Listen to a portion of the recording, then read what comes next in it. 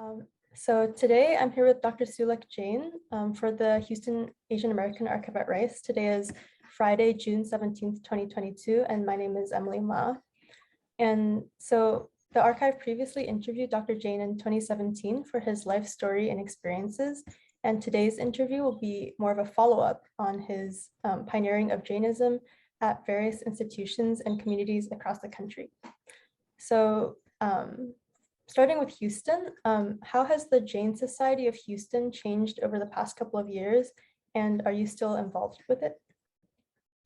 Well, number one, Emily, the Jain Society of Houston was established in 1981, 41 years ago when I moved from Boston to Houston. That time there was a group of Jains, maybe 40, 50, 60 families, but they were not organized. So the Jain Society was formally organized in 1981 and we received the IRS approval. Since that time, the community has grown because of many factors. Some of the factors are that more people moved because job opportunities in Houston area, because of immigration of many people from India. So now the community is about 800 to 900 people, families. So you can see a significant growth. With that growth, there are many challenges and many opportunities that came. About 25 years ago, the Jain Society of Houston, at that time, they bought not a very big, not a very large, not a fancy building on ARC Street in Houston, which is off Beltway 8, okay? And they established the place of worship. So the community goes there on every Sunday, and they've been meeting there for many years. Also, during that time, about 20 years ago, maybe around 1999 or 2000, one more Jain place of worship was established on Highway 6, off Highway 6, on Sheila Road, SHEILADR. That is meant for purely for yoga and meditation, but the community over there also does many of the things that the big Jain society does. In terms of activities, significant activities have grown. Number one, we have, when we talk of 800 Jain families, this means we have a significant number of Jain youth, okay, who are born here, and their mother tongue is English, okay. So the community, every Sunday, I'm talking the Jain Society of Houston, every Sunday, they offer what we call Pathshala, or what we call in another Sundays study, Bible study. Of course, they study Jainism. And somewhere of the order of 350 students, Jain youth, they come every Sunday to organize this teaching module to study Jainism. The Jain youth have become very active, and many, they meet regularly. They go out on various trips. Okay, they have various camps. The other thing is that many of these youth have also taken up, I would say, fairly good amount of leadership position in the Jain community, rather than only older people, okay? Even though the older people, the first generation immigrants, are still pretty strong, but the younger people are coming. The women have also become very strong. In fact, at least one woman I know, her name is Urvashi Jain. She was the president of the Jain Society of Houston for, I think, about 4 years. Okay, so this is something new that women are also getting there. They're also in the executive committee, which is elected every 2 years. They're also in the board of trustees. So they have many positions of responsibility and power. Okay, the Jain community gets involved many projects in raising funds for various welfare projects. During the COVID period, they did many donations to the local community outside the Jains. They also donated food. They also donated computer tablets to disadvantaged children, and also they helped many of our Jain doctors, physicians. They offered their services to the people at no cost. Okay, I'm talking things outside the Jain community. Okay, so Jain community is very vibrant, and now they have bought a 14, I think 13 or 14 acre of land on the west of Houston in Eliana area, and they are looking to build a bigger place of worship with significant number of rooms for teaching over there. So I think Jain community in Houston is very much on the upswing. Yeah, that's great to hear. Like you said, it sounds like a very vibrant community that's Yes. doing a lot to like help other people as well. So at least like when you were like more directly involved with it, how difficult was it to kind of like logistically organize everything so that you had all those like youth programs and like worships and just like the general infrastructure? Well, nothing comes easy. It takes time because the community, the Jain community is not a monolithic community. By that means is in India, there's so much variation, which part of India they come from and what which branch of Jainism you follow. There are 4 branches, 4 different sects. So, and with different languages. So we bringing them together and leaving aside the sectarianness, okay, that we have in India, not here. So practically coming together without all of that was a little challenge. The example is that there are 2 major traditions in Jainism in India for thousands of years. What we call Shwetambar and Digambras. Okay, these are the 2 terminology. There's 97% are very similar, but 3 to 4% are a little bit what shape of the idols in the Jain temple should be, what place, how do we worship, and few other things, very minor. So in India, it is very, very difficult to find a common non-sectarian Jain temple or place of worship where both of these traditions will be represented, okay? But in America, and including in Houston, we have all those traditions, all 4 traditions. In fact, all of them are represented at one place, which is probably is not easy to find in India. So we broke many, many of those walls that exist over there, not here, okay? Similarly, people from all 4 traditions come there. The Sunday Pathshala, what we call Sunday school, that also covers all the 4 traditions. Monks and nuns and other people and scholars, they visit quite often, and during summer especially. And they also come from all 4 traditions. So more and more, this whole idea, this paradigm kept on progressing further and further. And so Jains are very highly educated people. The maximum number, in fact, the highest literacy rate among all the Indians in India, as well as here, is amongst Jains. And women are significantly, high literacy education rate. And now they are going into many, many professionals. Like if you look at even at Rice, or when you look at medical schools or other places, there are probably more women now representation than it used to be, okay? So slowly it changed because we set a kind of rules and regulations or a model 40 years ago. So it is easier now than it used to be or would have been 40 years ago, okay? Yeah, that's really good to hear. And how has COVID kind of impacted that, especially at like the Jain Society, like the programs and activities? Well, let me first tell you, I was in Houston when we started for 4 years. And then from 81 to 85, 84, 85, I moved out of Houston. Okay, so I went to Cincinnati, Ohio.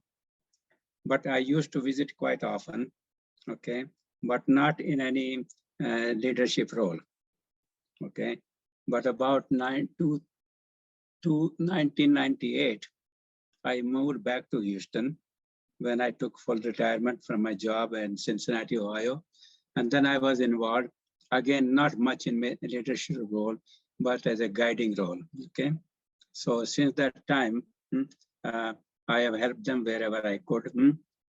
And also the thing that happened, even before I moved to Houston back from Cincinnati, I had a very top apex leadership role in the entire Jain community in North America. What we call a Federation of Jain Associations in North America, which represents all the Jains and all the Jain centers. So it is the central body.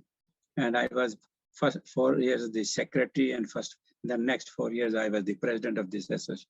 So that also gave me a little bit clout, if you will, leadership, where I can say things and they will listen. So my role, but again now for the last 4 years, I have moved out of Houston. I now live in Las Vegas, but my involvement is still there. And my son, who is a Rice alumni, who graduated from Rice University in 1985, okay, a long time ago. And he is a physician, and he's been there for the last 41 years in Houston. He still lives there. And he is also a member of the executive committee of the Jain Society of Houston. So he also provides this much needed, because he's a second generation of Indians, okay? So he provides that link to the first generation, so quite active. Yeah, and I think you also mentioned in the previous interview that your grandchildren as well are like also interested in Jainism. Yes, my grandchildren are now much more grown up than when you did the first interview in 2017, I think. They both are alumni of Rice University. My older granddaughter, Priyanka Jain, she graduated 3 years ago. That was 2019 from Rice University. And she is a computer engineer at Apple Computer in San Francisco. And she grew up with the Jain tradition, okay? Naturally, the whole philosophy. And in fact, the even second one, Divya, who is now 23, she just graduated from Rice University only about a month and a half ago, or a month ago, okay? So they have these Jain values. Jain values means respect for others, respect and the non-violence, okay? They observe all of those non-violent, unconditional non-violence in food, which of course all Jains are vegetarian, okay? And to the extent that some of us, I am now become a vegan for many, many years. And so the children, my whole family, either they are vegetarian or many, many times they are vegan as well. So, and they also give back to the community. Both the granddaughters, especially the older one, because she is a earning member, she gives quite a good of contribution to the to Rice University. So do my other children, to the extent that in 2017, I think, we established a Bhagwan Mahavir and also Chow family postdoctoral fellowship in Jain studies at Rice University, okay? And my children and Priyanka and others, we have been contributing, helping financially to that program. So they are quite a lot involved with Jain values. Yeah, that's really cool. You must be very proud of them. Yes. So I had like a question about Jainism as a religion. So you explained previously that it doesn't require any like official rites of entry, such as baptism. And you can also be Jain while also belonging to other faiths, such as Christianity or Islam. So do you think this like open, welcoming aspect of Jainism helped to establish a foothold in the US? Number one, there is no title and there is no proselytizing and there is no conversion in Jainism. What you convert is your thinking, your mind, not the label of your religion. You could be Islamic, Muslim, or Christian, or Jew, or whatever, okay? How you do the worship, what God you believe in, what faith you have, that's fine. Anybody who believes and practices non-violence to all fellow beings, humans and non-humans, okay? It's not just humans only, but non-humans as well. Anybody who believes and practices non-violence, not only just for food, but also in daily relationship with other people, Also, relationship with race relationship. In business where you are hiring people and not discriminating them on the basis of their ethnicity or religion or gender. Okay, that is Jainism. So it is not something going to Sunday to a place of worship and just saying your prayers. No, it is a prayer that you practice 24/7 inside and outside the place of worship in your life, daily life. So that's what Jainism is all about. So all this first basic philosophy of is unconditional non-violence. I will not harm anyone. I will not cause harm anyone. And I will be a support and a help to those people who have been harmed or who are afflicted. This means what we call live and help others to live. Live and help others to live. Okay. So I'll not be just a bystander if I see somebody as in pain or suffering or whatever. What can I do to help those? Okay, to remove their suffering. That's Jainism. I see. And since Jainism is, as you mentioned, it's a non-proselytizing religion, how do you bring awareness to people who aren't familiar with it but might be interested in joining it? We are very small minority in India. We are not even 1% of the total population of India. Okay. In India, of course, because of our affluence, because of our penetration into many, many activities, because of the whole feeling of their culture of giving back to the community, not the Jain, but to the entire community. Jainism and Jains are reasonably well known. They have places of worship, thousands. Some of them are the most beautiful temples and places of worship in India and in the world are Jain temples. Okay, so over here, naturally, Jainism is not known or was not known. And there's no proselytizing, but we have made these 70, 80 places of worship that we have throughout America. They are kind of ambassador. Okay, they meet with people, they work with people of other faith, okay, other traditions, and they share over their values by practice. Okay, so that way they come to know a little bit about Jainism. The other thing significantly what we have done during the last, I would say 15 years, that we have established nearly 30 endowed chairs and endowed professorships and postdoctoral fellowship in at least about 25, 30 universities in this country, including the one we had at Rice University. So now when we have these, what is happening? So in every position, in every academic position, there are 20, 30, 40, 100 students. They take courses and classes, they are introduced to Jainism. Not Jains, not Indians, okay? But these are people who never heard of Jainism, okay? So I would say every semester, every quarter, probably throughout the country, maybe 2,000, 3,000 students are exposed to Jainism and its philosophy, okay?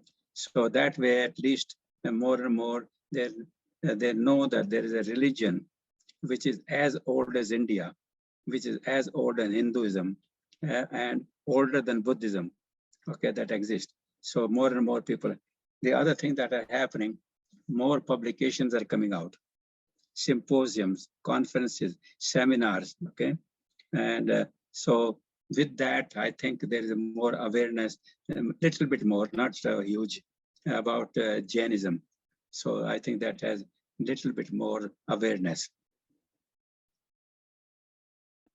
Yeah, it's great that education is kind of helping to bring awareness to it. Yes.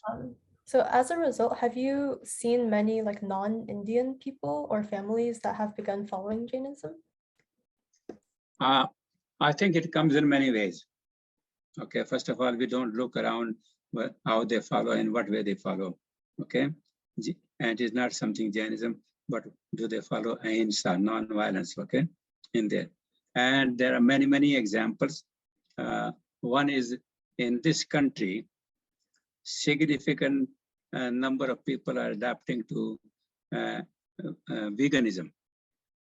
Okay, so these people naturally, when they go to veganism, some do it for economy, some do it for health benefits, some do it for not harming, not hurting. Okay, and in their lifestyle. So in doing so, then they come to know slowly, which religion, which philosophy has been promoting this lifestyle for thousands of years. Okay, when they look at more and more, then they find out it was the Jain tradition, Jain religion, which explained, which propounded, which talked about this philosophy. So that way, they are not Jain. We don't want them to become Jain in a way with not title, but they are as good a Jain, okay, as any Jain could be. So that way they are, I would say, running away from businesses, investments in those unethical or that harm the environment or ecology. They will not invest. So these people. So I would say more and more people are following Jain way of life. Not Jainism, okay? Jain way of life. So I think it's a little bit more known than it used to be. I see. Yeah, that makes a lot of sense. Yeah, so do you see any like big barriers to people starting to follow that Jain way of life in the US? Big barriers can be and are. One is that the first generation, there's a gap of communication gap from first generation to second to third. Okay, I'm talking within Jain, because the first generation wants to bring the same type of Jainism that exists in India. Okay, that second and third generation is a lot more educated. And every time they ask, why, how come, why do you do this? Okay, they are questioning. Okay, they are also looking at the scientific basis of Jainism. Okay, because they are scientists, they are inquisitive. They not simply because I said so. So in that way, there's a much better dialogue. So Jain, I would say its relevance in today's society is being looked at, okay? Not purely as a dogma, not purely because his or her parents did that, but what is the relevant, okay? So that way, it's a challenge, and we are moving in that direction. The education institutions are helping us, okay? But the number of our youth that are involved into this one, I would say, is not up to the level that we would like to see. Okay, so it's still a small percentage of youth that are involved. And the other one is that these youth go through the Jain Pathshala or Jain Sunday School, but once they go to college, then they do not have the same backing in the universities. And even though now we are providing these academic institutions where Jain, previously there was none. So they get disconnected from the Jain community. Say, we are trying to bring them back to their values. So there is a challenge, but I think slowly, the second generation will be, and then the mass media, the internet, so much information is available. That is also helping. So many groups now, discussion groups, okay, that have come up. So I think things are looking pretty good. So you have more of like an optimistic view of the future of Jain youth? I'm always optimistic. I talk to many youth all the time. And this whole optimism, 15 years ago, we could not even get to one university for Jain studies. Today, we are practically at 25, 30 universities. And since we are opening up these chairs and other positions, and there are about 15 to 17 more universities which are not funded by us. They are also started offering courses and classes in Jainism because they thought that now Jainism is becoming well-known. So I would say 45 to 47 universities offer regular courses and classes in Jainism. So that is very optimistic. That is optimistic means very good. which we could never think of 15, 20 years ago, that we will have that much presence in academia. And that opens up many, many doors. These people who are come out of these schools learning about Jainism, naturally, they go to become managers, they become influential people, and they will remember some of the philosophies of Jainism. Hey, I learned this something over in my course. Okay, give you one example. There is one professor, he is now professor of Jainism at a university in Los Angeles. He is not a Jain. He was born and raised here in I think, Catholic tradition. Okay. But one day when he was an undergraduate student, okay, very hard, very good example.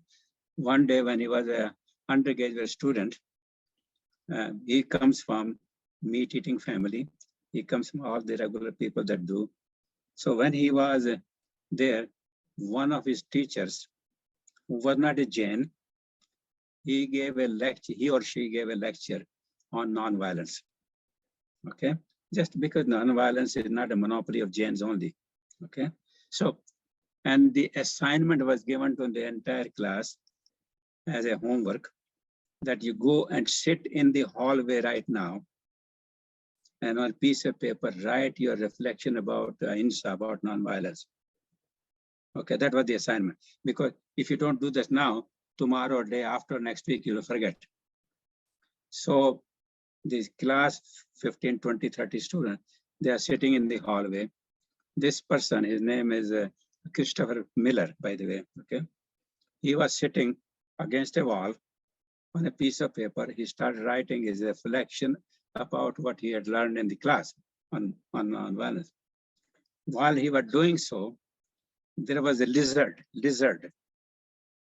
that was on that wall. So that was bothering him. Naturally, he got scared. He stood up, and Emily, very good example. He stood up, took his shoe out to kill that lizard. He has a shoe in his hand, trying to hit the lizard, and his hand stopped. Why? He said, "You are fool. You are going to write an assignment. You are going to write reflection on ahimsa, on non-violence. And your all actions are killing, violence. This doesn't go together." Okay. So then he started reflecting what non-violence means. So much so that he became a completely, not only a vegan, but in many, many things. And now then it is PhD, I think from University of California, Davis. And then he's been teaching Jainism at Loyola Marymount University as an endowed professor. What he did, okay, because this is how you change mind. 2 years ago, I called him on Thanksgiving Day because I've known him. And I said, "Chris, happy Thanksgiving." He said, "What happy Thanksgiving?" He said, "Don't you know that 50 million turkeys were killed just for celebration of this Thanksgiving? This is not a Thanksgiving. Is this a Thanksgiving to the turkeys who were slaughtered? At least 50 million. Okay. So that pained him, this colossus, cruelty, killing, murder, okay, and that took place just to celebrate that one festival. So I said, "What are you doing today, Chris?" He said, he is observing as a repentance to those turkeys that have been killed. He's observing a 36-hour fast. 36-hour fast. And I felt so small. I said, "I being a Jain, I should be doing that too," okay? Which I did not, okay? So he woke me up my conscience, okay?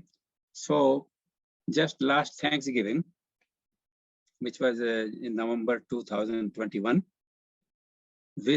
he energized us to celebrate a more non-violent Thanksgiving. Okay, what did we do?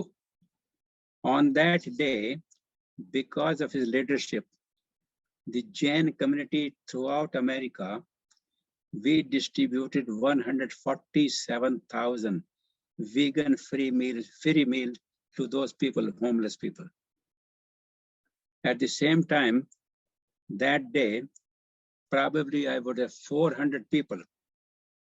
2 years ago, he was alone who did the fasting. This year, 400 Jain people, they did the fasting on that day. Okay, so what I'm saying is, this is how this thing, percolates and becomes more and more. So we are changing minds. Okay, another thing he's trying to do at Loyola Marymount University, LMU, is that in all their colleges or cafeterias or dorms, naturally food that is available is non-veg to the students. And he's working that vegan meals will be the first choice and non-veg meal will be on asking, okay, on order. And it will not be the first availability. So what a change he's trying to be. This is good for ecology, this is good for earth, this is good for environment, and this is good for health. Okay.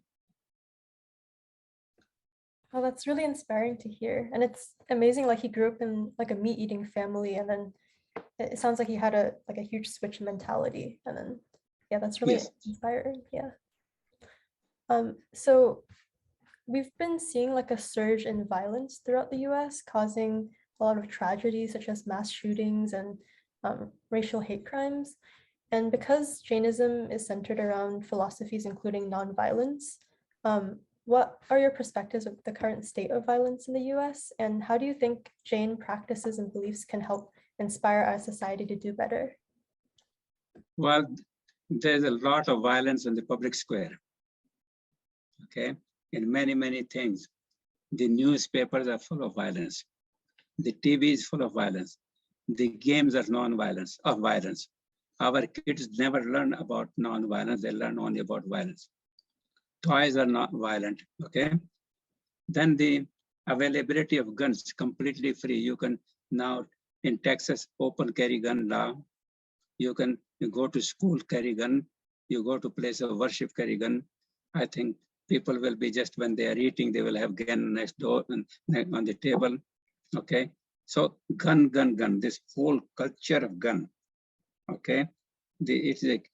Gun is an instrument of killing. Okay, it is an instrument of killing. Okay, and the reason is people buy gun because they have not learned any other system beyond that. They have not learned that you cannot wash blood with blood. You only can wash blood with water. You follow me?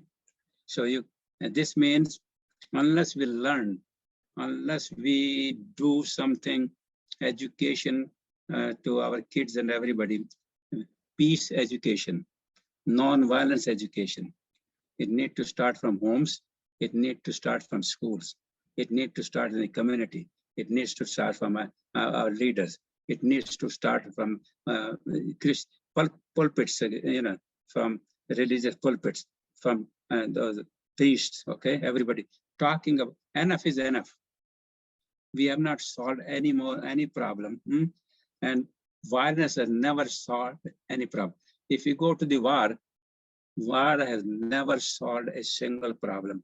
One war will lead to the foundation of second and third war, okay? Throughout the history, okay? So I think there's a need. Jains are very small minority, very small in this country also. But we really have to work with many other organizations that are similarly thinking that how do we control this fear, this dialogue, the hatred, discourses. We need to learn to love and work with each other, respect with each other. Okay. During COVID time, there was something because people were so, all these incidents were much less of violence. Okay. Even the enemies were working together to help each other. Okay. So there were very fewer wars probably during the COVID time. They were collectively working to develop whether it's China or India or Russia or Europe, they were all working to develop the vaccine. So what I'm saying, those enemies that were fighting in the war, they are working collectively to help each other. So I think that tendency has to be promoted more and more. One more example, if I can give you, is about 10 years ago, I forgot, there was this shooting in an elementary school, Sandy Hook School in Connecticut. And you know, in 1920, kids very young, they were killed, shot. That time, one high school teacher, she was teaching in a high school in Boston area, and she was absolutely crying. She was perturbed. What is going on? Huh? Kids, shooting in elementary school. Okay, so I don't know where she came to know my name, and she called me, Laura Hirsch. She said, Dr. Jain, the whole world is teaching our kids about violence. That's all they learn. Where and how can we teach them at least something about non-violence?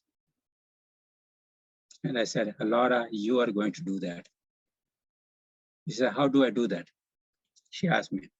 I said, collectively, what we do, simple, small steps. You organize a team of high school teachers from K1 to K12. And we will take them to India for 3 weeks and 4 weeks. And we will take them to where Mahatma Gandhi lived, how he promoted non-violence. We will give them a very good tour of that Mahatma Gandhi. We will take you to high school schools in India. We will take you meet with the teachers and students over there, because so far that amount of violence is not there so far in India and in school. So she started with 20, 25 teachers, and they were there for 3. That was life-changing for many of them. Okay, so far I think 165 teachers have gone to India at their own expense to learn about nonviolence. Okay, and many of them say they came back and they are now offering workshops, class discussions, okay, competition to draw pictures and write skits. So one example very quickly I give you, I can keep on talking. About 7, 8 years ago, I called one teacher in Fort Worth, Texas, who had gone to this program in India. And I don't remember her name. And I said, how was this program useful to you? You spent 3 weeks, 4 weeks in India to learn about nonviolence. She said, quite a bit. She says she changed her own thinking. And she gave an example. One day she was teaching an elementary class in that school in Fort Worth, Texas. And the weather was very nice. And she opened the school classroom door. And while she was teaching, these probably were kids, maybe 2nd or 3rd or 4th grade, okay? One cockroach, you know, in Texas, and we have cockroach. One cockroach came into the classroom, walked in after all, okay? So as soon as the teacher saw the cockroach, she stood up, she put a jar over that cockroach, jar, okay? And she put a piece of paper underneath, okay? This means now the cockroach is on top of the piece of paper in that jar. And she took that outside and let that fellow go and lead its own life into the bushes again. Okay, simple act. So the student saw all this happening and they started raising hands. Why did you do that, teacher? Why didn't you kill it? This is what we do at home. Okay, so now the teacher gave a very good lecture about sanctity of life. These cockroaches also are part of the total ecosystem. They're also our support system, visible, invisible. Okay, so they were here even before we came, I mean, in this world. So she gave this, and That evening, some of the students went home. They said, we are going to become vegetarian from today. Okay, they came back. How many days, how many weeks or permanent they stayed vegetarian? Okay, because society influence is also very important, how the society treated them. Okay, but at least you got some, whereas only guns and guns, they saw the example from the teacher of sanctity of life. That's what we need to do more. Okay. Yeah, that's really amazing. That's really insightful. And Yeah. it shows how like just one small action on her part, it Yes. like planted that seed of like Yes. of things Yes. to Yeah. do. Yeah. Yeah. I think also like curiosity in little kids is also very important because they question a lot of things, and yeah, that can lead to big mindset shifts as well. Good. Yeah. Yeah, so you mentioned like some faculty went to like India for 3 or 4 weeks. Was that related to the International School of Jain Studies, or was that like a different It was program? part of the International School for Jain Studies, which I co-founded with my friend in 2004. Okay, and that school has done tremendous job. And number one, these high school teachers who are gone. Number two, because of COVID, that program slowed down, but again, it is picking up. Then there are quite a significant number of graduate students who have gone to especially Loyola Marymount University, LMU in Los Angeles, to learn Jain yoga, Jain meditation yoga. In fact, either this month or next month, a whole class of 25 students is going there to learn about Jain yoga. These are all paths to non-violence. Okay. The third is that the International School for Jain Studies that we founded, and these 800 people, all from universities, from 30 universities, and they have gone to study, learn about Jainism, how it is being practiced, okay? They meet Jain nuns and monks. They go to Jain temples. They see how Jainism being lived. They also meet practitioners, medical doctors, engineers, okay, politicians, okay? How they practice this non-violence and Jainism, military people in their life. So some of these people, when they came back, they enrolled in PhD programs in various universities, not all of them naturally, including one at Rice University also about 15 years ago. Okay, now she is a professor at University of Indiana. Okay, but so out of that, probably 25, 30 people, they finished their PhD from Harvard, from University of Chicago, from Yale, and many other, including one at Rice. So now we had about 10 years ago, this crop of very highly qualified scholars available. That's when we started establishing the Jain chairs. If you cannot establish a chair unless you have scholars to fill them. So it has been very helpful in many directions. Okay. And is the number of students or like researchers as well who pursue Jain studies increasing as time goes on? I didn't follow that. Oh, sorry. Are the number of people who pursue Jain studies, so like researchers or students, are they increasing as time goes on? Well, they're increasing in a way because we have this now 30 positions that we established.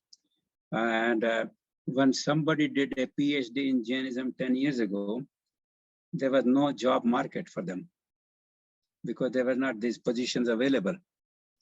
Now, this year alone, just 3 months, we had 8 or 9 job advertisements, all in academia, which never happened before. Okay. Similarly, in coming September, October, there will be 8 or 9 more job advertisements. So if somebody is coming out at Harvard or the University of Chicago or Yale and looking for a job, 8, 10 years ago, there were hardly any possibility. So the answer to your question, once all these positions are filled, okay, because quite a few are not filled, vacant. Once all these positions are filled, then there will be more and more number of courses and syllabuses, classes that will be offered. and more number of students will be taking that. So we see a very bright future. That's great to hear. Yeah. And so in Houston, another influential organization that you've been involved with is the Mahatma Gandhi Library. And although it doesn't like exactly focus on Jainism, it brings a lot of awareness to Gandhi's wisdom and principles of nonviolence, which tie into Jainism. So are you still involved with the library at all?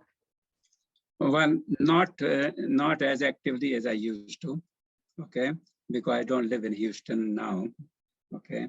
But Mahatma Gandhi is a product of Jainism. It is Jainism who made him Mahatma Gandhi.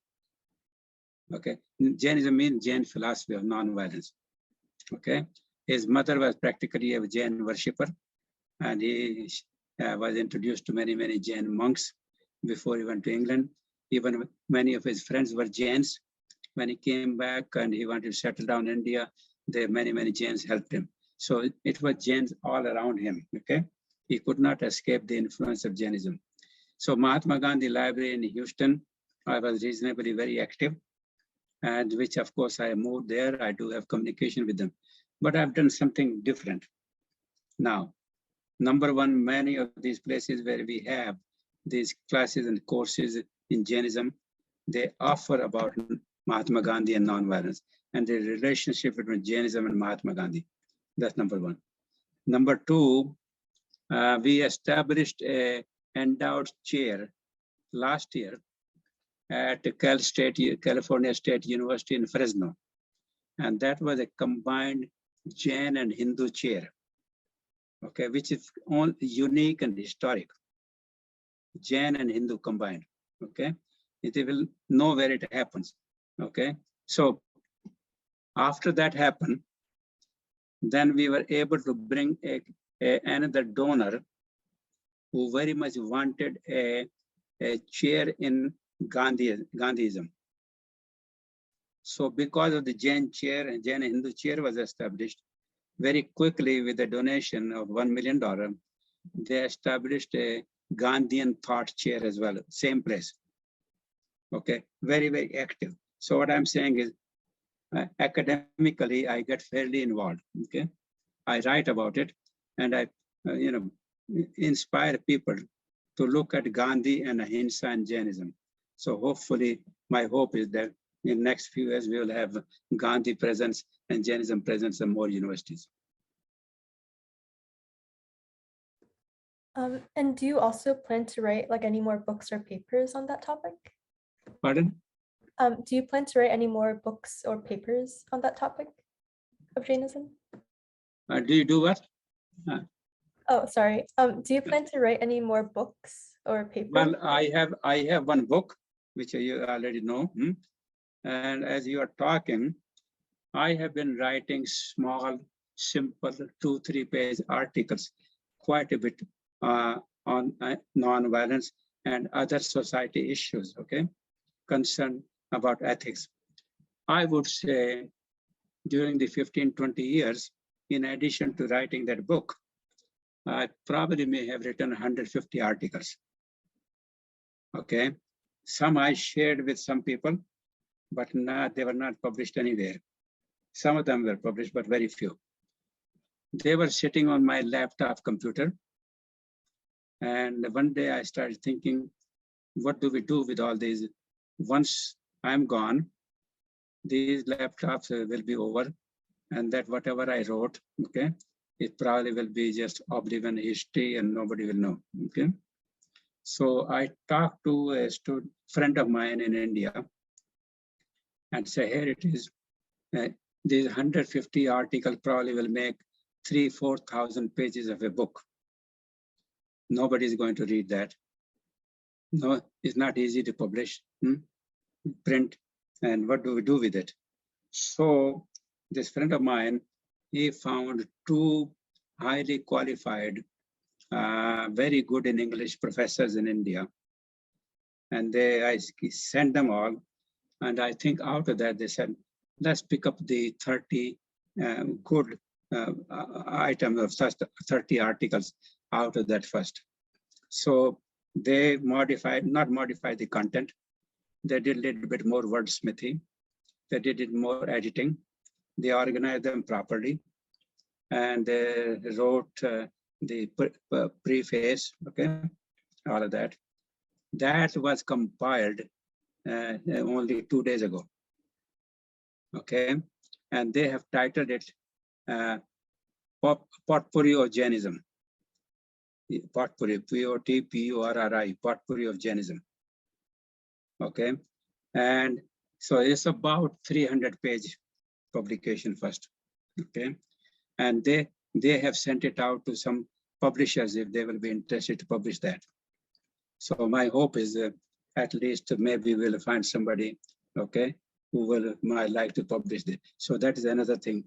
Still, I will have many other 100 articles on my laptop, okay, sitting there.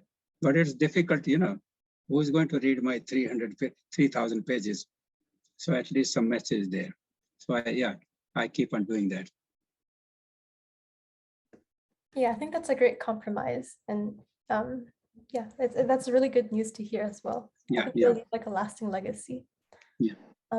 Well, kind of like related to that topic, if your family, like your children, your grandkids, or even like great grandkids in the future were to watch this interview, what is one message that you would like to share with them? The only message I will, I will not give big preaching. Okay. The first passage is just like Mahatma Gandhi said, my life is my message. If I don't live by that, okay, all of this process, preaching will not be very effective. So they have seen me, okay, how I practice my philosophy of nonviolence, okay. So if I get a chance, if my last message, don't compromise, my message to them will be, don't compromise with nonviolence. Don't walk away from nonviolence, okay? No matter how hardship it may be, how much temptation there may be, how much greed that may come out, but just don't walk away. That is your value. That is your religion. That is your culture. And this is how you will be known. Okay, that will be the only message. Okay. Thank you so much for sharing that. And so that wraps up the interview. That's all the questions that I had planned, but is there anything you would like to add? Well, I just want to thank you. You've been so kind and so perceptive, and you've been asking quite a lot of questions. I never thought that I will be thinking in so many different directions, but you really energized me to think and talk more and more, okay? And I also feel very good. So I appreciate and thank Rice University. And now where will this, when this will be compiled or when this will be kind of collated together, and will I get a chance to look at it? Yes, so let me just pause the recording right now.